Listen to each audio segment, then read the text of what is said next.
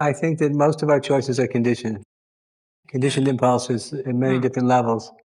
But I think the big and important choices we make are not completely conditioned. There's some doership involved that's very important. It determines our destiny. So I like to look at its truth and be with it. It's very important. And also, because I teach evolutionary enlightenment, I believe that the universe didn't just spontaneously happen. I don't believe that the universe is a random accident. Some people believe the universe is a random accident, and the existence of the universe doesn't mean anything. I believe the universe was made as a result of a choice to give rise to manifest reality. And my experience of life is that life wants to exist. Reality seems to want to exist, and life itself has a desire to exist, and it feels like something to exist. If you really pay attention to the experience of being aware of the life impulse, life wants to exist. So in the wanting to exist, we could choose to determine that there's a choice involved in that wanting to exist. I want to exist. Not just I want to survive, which is different, but I want to exist. I want to thrive. It seems inherent in the life process is this choice to exist, very fundamental. So there are big choices and small choices. And I think in terms of the nature of what liberation looks like, is like, becoming very clear about these questions is very important, because if there is no doer, like a lot of people say, you just have to sit back, put the car in automatic, and do whatever comes.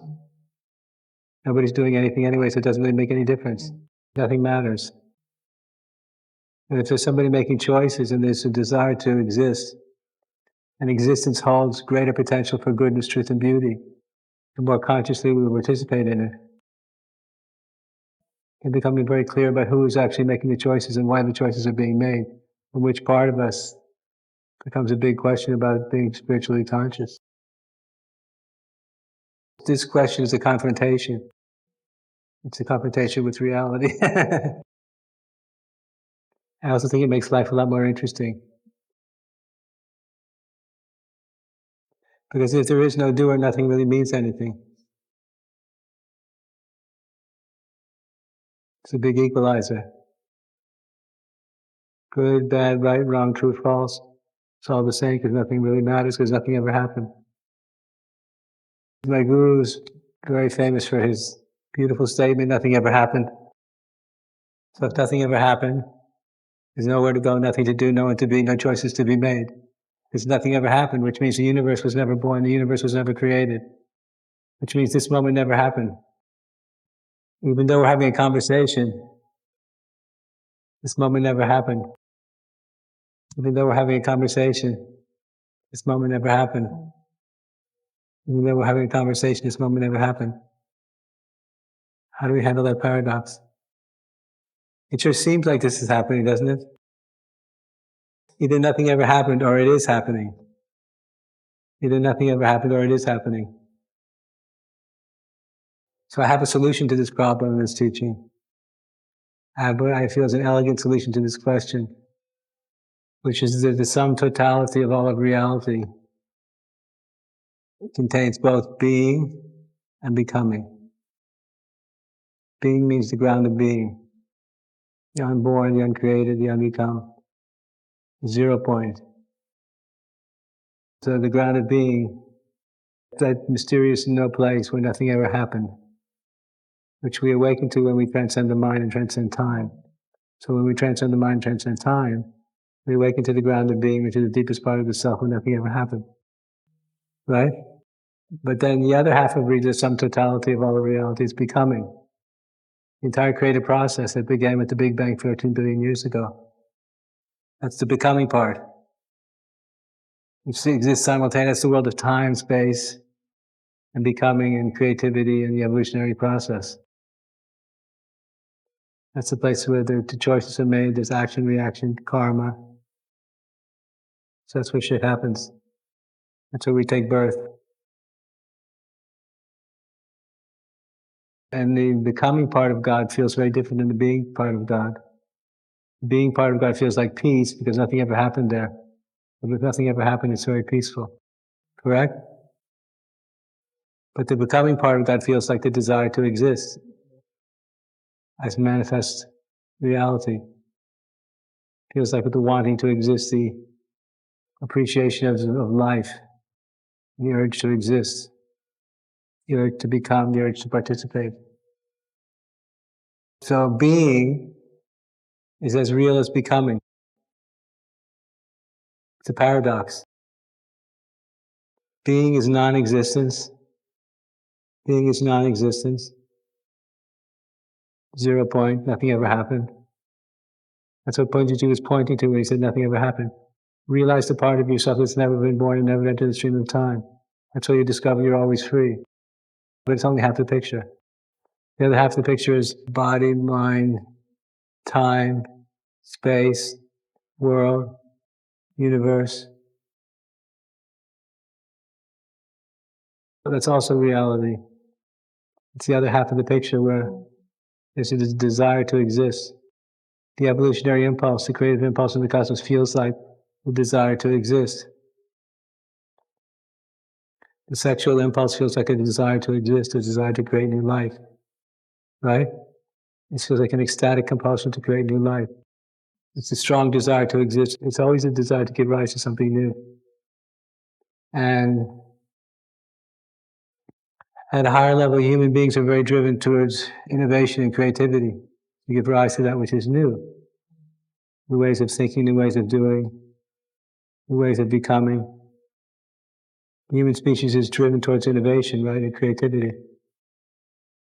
And when most of us are giving rise to our creative gifts, we enter into an unself-conscious flow state.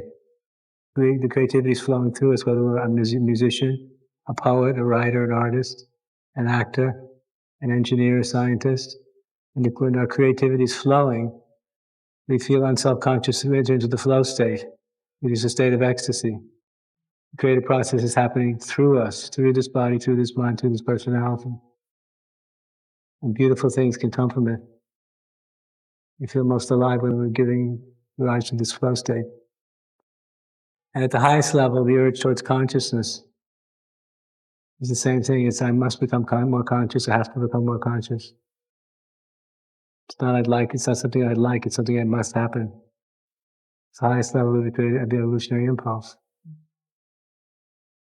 And if you look into the nature of the evolutionary impulse, as it relates to consciousness, you'll notice that consciousness itself seems to want to awaken. If you notice in very subtle moments, if you're paying attention to your own experience of consciousness, it seems that consciousness itself wants to awaken, wants to become more conscious. There's a drive inherent in pure consciousness for your own awakening to happen, coming from the source of everything, the source of reality. There's a mysterious compulsion towards greater consciousness. So the becoming side of the picture is where things happen. The being side is where nothing ever happened. But the problem from my point of view, the problem with the Enlightenment that only talks about being, doesn't tell us what to do about the becoming part of our life, which is where we live most of it. It's the realm of the body, the mind, the world, and the universe, where shit happens. Where karma is created, karmas are burned at gross level and subtle level. They're both equally real. Both God. Form and formlessness, being and becoming. Form and emptiness. So if we can appreciate more of this becoming part of the God principle, we can embrace more of the sum totality of reality in our spiritual practice. So enlightenment is no longer just about transcendence. That's the foundation of liberation. But it's liberated engagement with the realm of time, space, and form, mind and personality and world and karma. A fully conscious, fully embodied, wrestling with the challenge of manifest existence, manifest reality, which is not easy for anybody. That's the idea. If you're meditating in your room on your bed for 3 or 4 hours, the whole universe disappears, your body disappears, your mind disappears, your memory disappears, time disappears, everything disappears, and you're in a formless state of nothing ever happened. I've never been happier. Having nothing, knowing nothing, and being no one. Eternally for eternity is unconditional, radical, absolute, total liberation. So you're happy. I've never been born. I never had a problem to solve.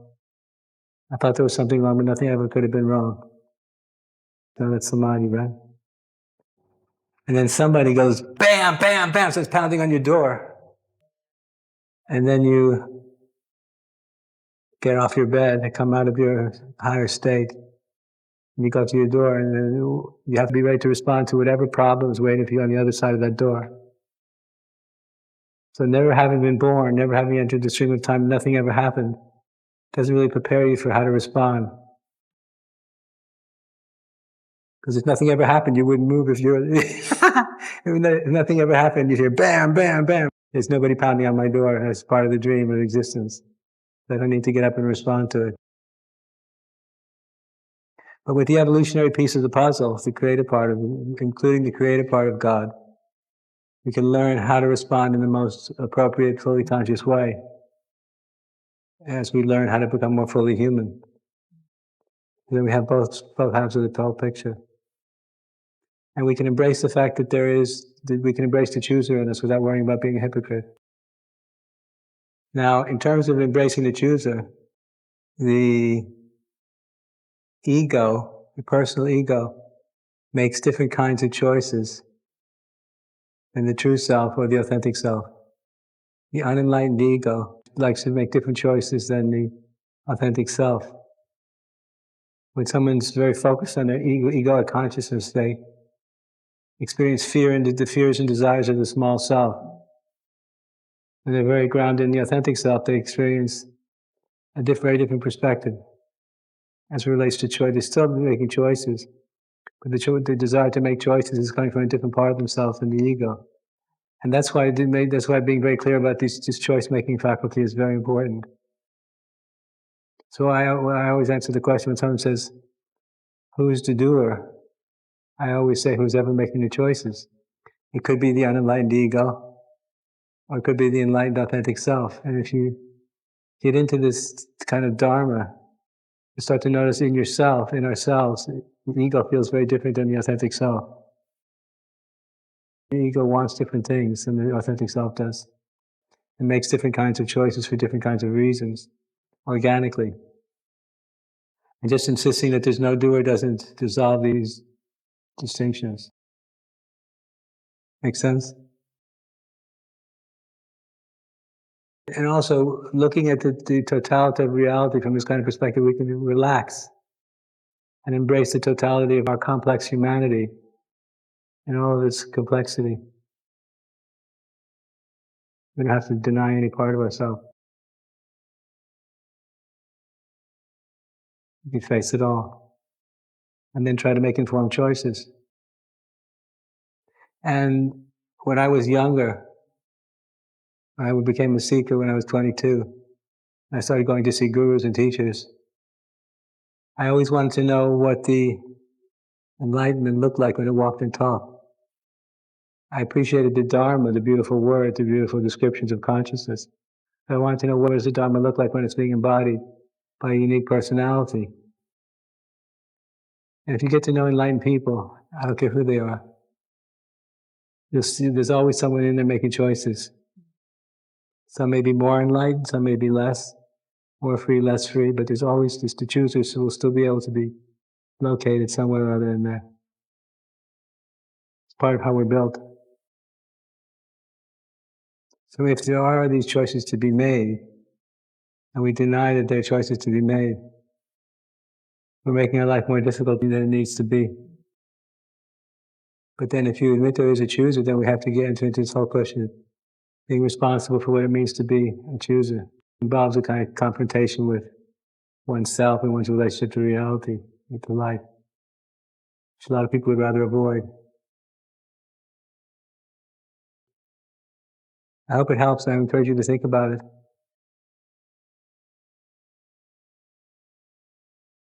Punjaji made all kinds of choices. Some were great, some weren't that good. Because in the end, he was a human being just like you and me.